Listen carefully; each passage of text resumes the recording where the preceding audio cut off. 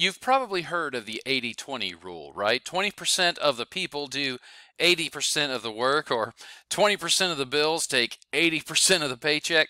Well, if you're one of those who are only using 20% of phone live streaming's features, you're probably missing out on 80% of the benefits. Phone live streaming automatically calls the elderly and connects them to your live stream with a traditional telephone.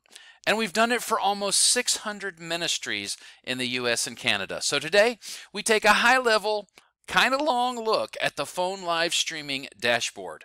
And I think you're going to be impressed.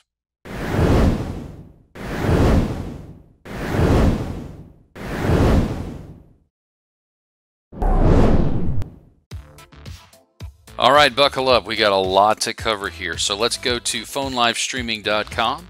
Click on Login. Now I am already logged in, but if you hadn't logged in before, you will simply be greeted with a place to put in your phone live streaming phone number and your 4-digit PIN. If you've somehow lost that information, just click on the link that you'll see at the bottom of that, and you can put in your cell phone number that you connected to your phone live streaming account, and you will be texted that information.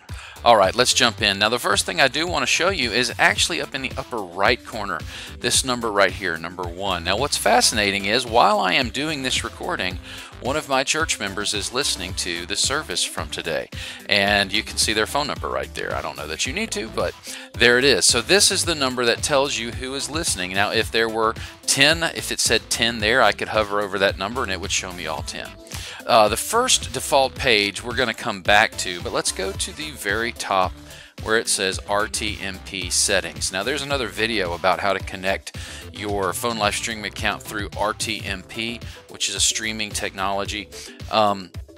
We've talked about how to do it with OBS, but as you go down the page, you can see how to do it with Wirecast. You can see how to do it with livestream.com. Here's some documentation. Restream.io. or Boxcast, again, documentation. And we're constantly adding to the knowledge base there, so keep an eye there. If you don't see your streaming provider listed, it probably will be eventually, or maybe you can be the guy that gets under the hood and helps us figure out how to do that. But the most important bits of information in this section are the server host name right here, and then your stream name or key. Yours will look different than mine does, and it is this very long string of letters and numbers. Next is go live. Now you can literally go live from your phone, from your tablet, from your computer, and you can broadcast straight from any of those devices at any time. You will notice that there would typically be an orange button here that says go live. Unfortunately, because I am recording using this headset, my microphone is tied up with this application for recording this video, and you can't see that actually there, but trust me, it's there when you're not using your microphone for something else. So if you're in the car and you need to get a message out to everybody, and you just pop it right there on your cell phone and call every single person that's subscribed to your phone live streaming account right there and go live. Now, the next one is manage playback. There's a lot to talk about here. This is actually in 3 sections, and we'll start with the very bottom. The library. One of the features we have is we can store up to 9 audio files in a library and give callers the option to choose 1 through 9 which one they want to listen to. Now, they might want to listen to the current one, obviously, or maybe they missed last week and they've got some time and they want to dial in and listen to last week. Or maybe there was a conference you did recently with a well-known pastor or preacher that you want to feature there. You can put that in your library and make that available in that way. Moving up the page, and forgive me for starting at the bottom, but there's just a lot to talk about here. You will notice these are the playback files. All right, now this is everything that I have since we started logging in this respect, and that is back to 5:15. You can do any of these things on any of these files. You can download the file, which is great if you want to download it, clip the front and the back off, clean it up. Maybe you don't want to have your music on there forever. You can just have the sermon, and then you can re-upload it to populate other features that we'll discover here in a minute. You can also delete the file. Let's say you had some flubs, some problems, some accidents. You could just delete the file out of the library.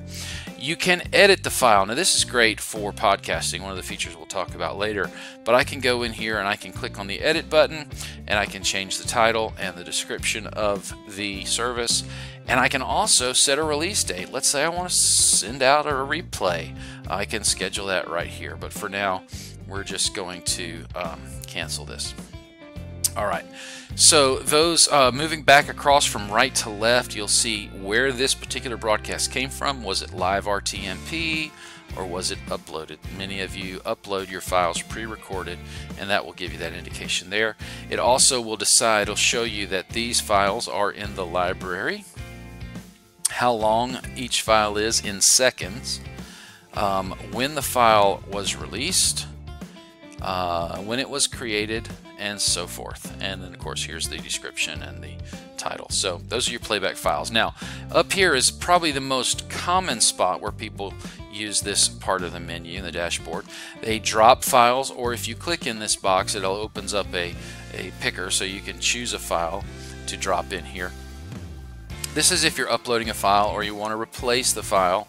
You can drop the file right here in this little square. Now this is very important. Release uploaded playback file now. Alright, the default is yes. The assumption is when you're dropping a new file in, you want it to be the one accessible to the caller. If you do not want that, all you have to do is turn that off. Okay, and what is currently accessible to the caller as the default playback will stay that way, and you'll have to decide what you want to do with the new file that you just uploaded. Alright, so that's the Manage Playback section. Now let's move down. Here is a list of great tools and helps for you. I'll go through them quickly. The Facebook group, if you're not a part of that, you need to join. It's where some great conversation happens. Ideas are populated there for feature enhancements and so forth. You can live chat. If I just raise up my little video box here, you see where it says send message. You can do that in live chat when that's available. You can email support@phonelivestreaming.com. You can call them plain and simple at that number, or you can schedule a time. Now this is really great. You can actually schedule a 15-minute customer support time, no charge to you, to get up to speed, have your questions answered, and so forth. And that happens right there is where that scheduling takes place. Here are a list of tools that will come in handy for you. You may have other solutions, but if you don't, these are great ones. You can record using onlinevoicerecorder.com. You can convert your audio to proper spec 64 kbps and mono using this audio converter website. If your volumes are not like you want, you can adjust them using this free website. If you have a video and you just want to pull the audio out of it, you can use this site. You can join several files together. Maybe you started and stopped a few times. Maybe songs were separated for some reason. You can take those files and join them here into one big file.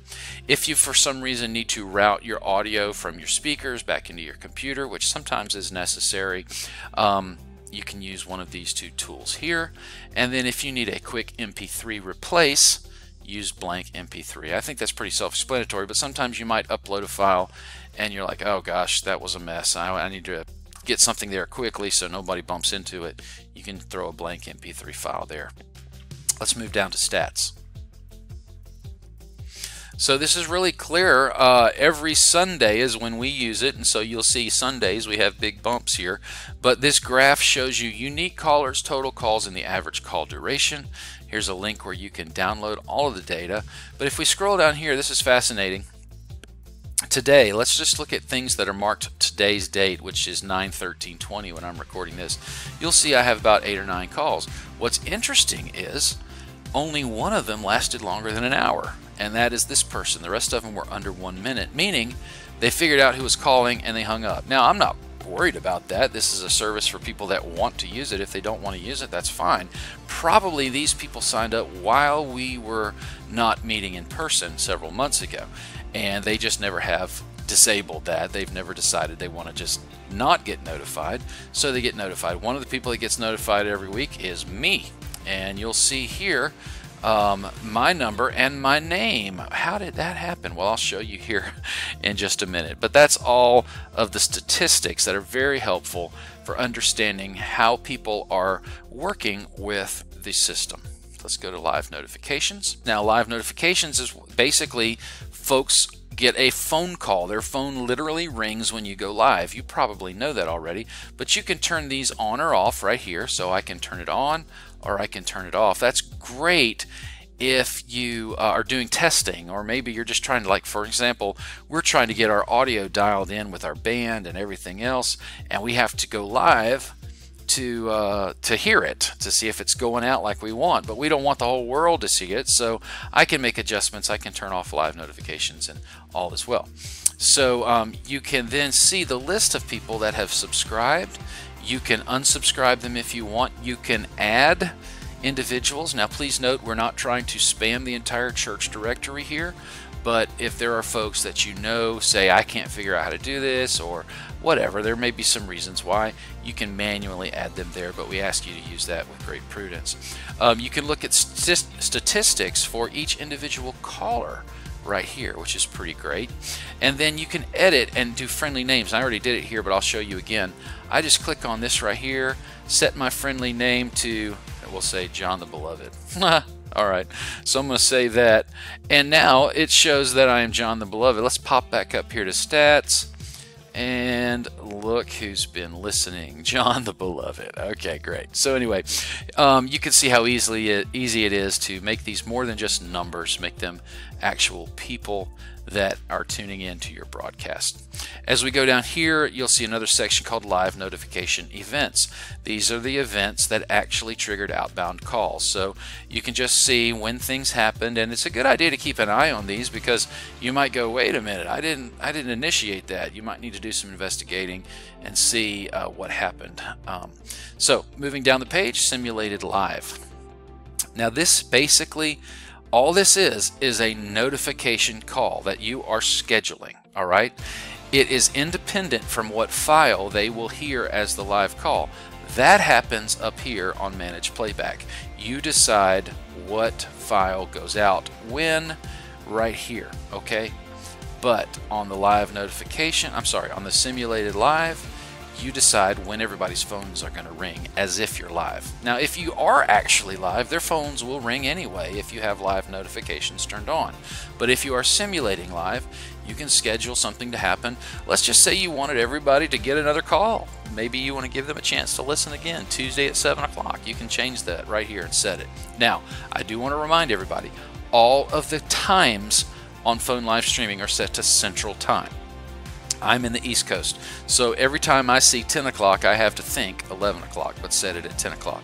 My buddy in California, of course, is on the West Coast, and he's got to add 2 hours to it, so 2 hours further than Central Time. So where if his service starts at 11, he needs to set his notification to go off at 1 o'clock Central Time for everybody in the West Coast to get their calls at 11 o'clock on the West Coast. That makes sense, I hope. It's not hard to figure out, but it's just an important thing to remember.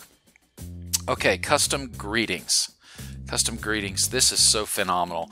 You know, there is a default sort of robotic voice that greets callers when they answer the phone. You can change that to your own voice. Somebody that folks would recognize the voice. Maybe you could even get a professional to do voiceover work for you, sound very professional. Maybe your congregation is a language other than English and you need to do these in Spanish or Korean or fill in the blank. That can all happen right here. You simply record the MP3, you drop it here, and replace the statement that the robot says. And if you don't know what those are, there are 13 different menu items that the robot is asked to do right here on this page. And here is in the small print is what the robot will say. So you can replace that with your own voice and have a really good idea. Now, I would recommend when you are saving those files that you save them as custom-join playback stream.mp3 or custom-updated active call to live stream.mp3. So it's easy to drop those files where they go because you don't want to get them jumbled up. Call to action is one of the least used but, oh my goodness, most powerful features on phone live streaming. You can have your listeners prompted to push a digit after the live stream ends. They can choose between 0 and 9, and they can actually be routed to a live caller or a recording. Basically, you would prompt the caller to press 1 for prayer with a minister right now, for example. So if you did that and people pressed 1, it would call the minister that you tell it you want it to go to. They would call that number right then and there, and you could have ministry live with that individual. It's really simple to do. You just go to new call, and let's just call this prayer line, and this is going to be extension 1, and the phone number is going to be 123-456-7890. Okay, and so when that happens at the end of the thing, at the end of the broadcast, the person would be prompted to press 1. If they want prayer, they press 1, it dials that number. It's pretty amazing. Use your creativity, come up with ways to use the call to action. The phone settings here are where you control a lot of the options to turn on or off. This is another place where you can turn on or off live notifications. You can decide whether to auto archive your live stream into the current playback.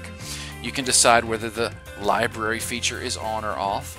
You can decide whether to auto archive the live stream into the library, or you can transfer active calls to live stream. Now this is a new feature.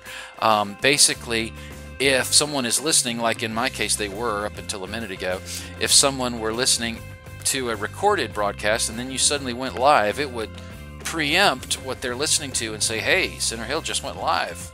So all of a sudden, there's a compulsion to listen to what's going on. So you can turn that on or off there. And another thing you can do here, looking at the top, you can change your organization's name, and that's what the robot will say. Otherwise, it really doesn't make any difference.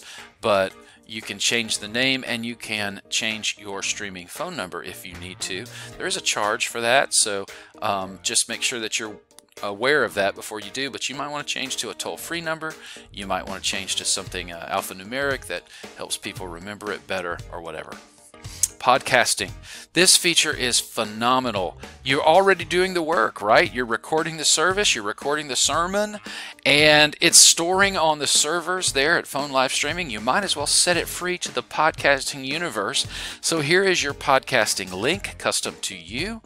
Here are where you can get the channel title, the channel description, save those settings here, and here are some information and a place to drop your channel image, so that's probably your church logo, and then links to submit your podcast to both Spotify and Apple. And so this is a fantastic way to just automatically get your podcast up and going for your church, where people can access the broadcast that way. And this is not that exciting, but let's say your debit card or credit card expires and you need to put in some new information. You can update the credit card information. Just a little bit more here. One more place where the help tools, the links to helps are available here on the left. The Facebook group. Oops, I didn't mean to actually go there, but there it is. All right. The Facebook group, the live chat, which again happens down here on the bottom right. The email, the phone call, you can schedule a time. And now, one last feature I want to point out. Let's say you are managing your broadcast in a dark environment. You're in a control room and you've got trying to watch the video screens, and you're trying to monitor the ProPresenter, the lyrics that are going up, or all of these different things. And the bright white page of the PhoneLiveStreaming website is just too much for the room. That's fine. Just go down here, click dark mode. Look at that. It goes from white to black. The text goes from black to white, and all the other colors remain the same, and you get a great low-key look at the dashboard and can monitor things without a whole lot of interruption. It's hard to believe all those features are packed into one software solution. And if you're not already a PhoneLiveStreaming customer, consider those faithful members of your congregation. Don't leave them out another week. Sign up before another Sunday passes. Visit PhoneLiveStreaming.com today and click Create My Phone Number in the upper right-hand corner of the page. Do it right now.